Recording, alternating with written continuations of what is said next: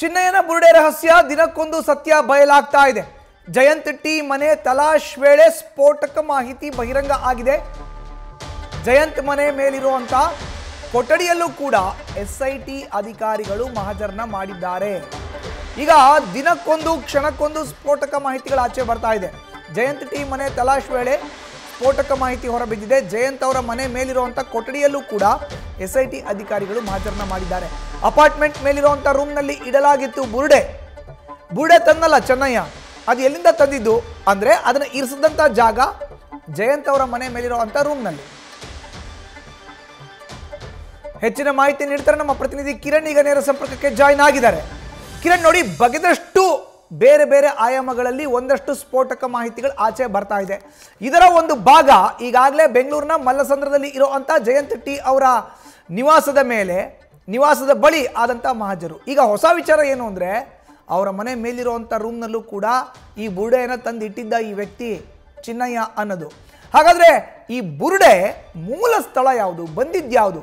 ತಂದಿಟ್ಟಿದ್ದು ಹೌದು, ಅಲ್ಲಿ ಸಿಕ್ಕಿದ್ದು ಹೌದು, ಅಲ್ಲಿ ಸ್ಥಳ ಮಹಜರು ವೇಳೆ ಅವನು ಒಪ್ಕೊಂಡ್ರದ್ದು ಹೌದು, ಆದರೆ ಎಲ್ಲಿಂದ ತಂದ್ರು ಅನ್ನೋದು ಈಗ $1 ಮಿಲಿಯನ್ ಪ್ರಶ್ನೆ. ಕಿರಣ್,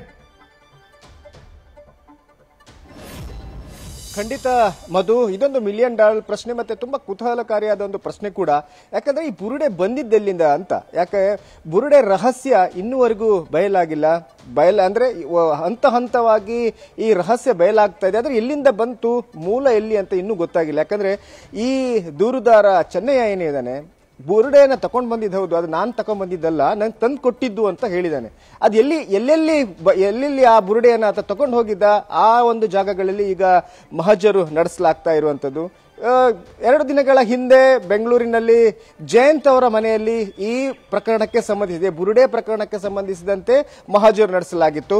ಅವರ ಮನೆಯಲ್ಲಿ ಮಹಜರು ನಡೆಸಿದ ಬಳಿಕ, ಅಂದ್ರೆ ಅವರಿದ್ದದ್ದು ಒಂದು ಬಾಡಿಗೆ ಮನೆಯಲ್ಲಿ, ಅದೇ ಅಪಾರ್ಟ್ಮೆಂಟ್ ನ ಮೇಲ್ಗಡೆ ಒಂದು ರೂಮ್ ನಲ್ಲಿ ಕೂಡ ಎಸ್ಐಟಿ ಅಧಿಕಾರಿಗಳು ಮಹಜರು ನಡೆಸಿದ್ದಾರೆ. ಆದ್ರೆ ಆ ಒಂದು ರೂಮ್ ಅಲ್ಲಿ ಯಾಕೆ ಮಹಜರು ನಡೆಸಿದ್ದಾರೆ ಅನ್ನೋದು ಗೊತ್ತಾಗಿರಲಿಲ್ಲ. ಆದ್ರೆ ಈಗ ಅದರ ವಿಷಯ ಬಯಲಾಗಿರುವಂತದ್ದು. ಅಲ್ಲಿ ಈ ಬುರುಡೆಯನ್ನ ಆ ರೂಮ್ ನಲ್ಲಿ ಇಟ್ಟಿದ್ರು ಅನ್ನೋದು ಈಗ ಗೊತ್ತಾಗ್ತಾ ಇದೆ.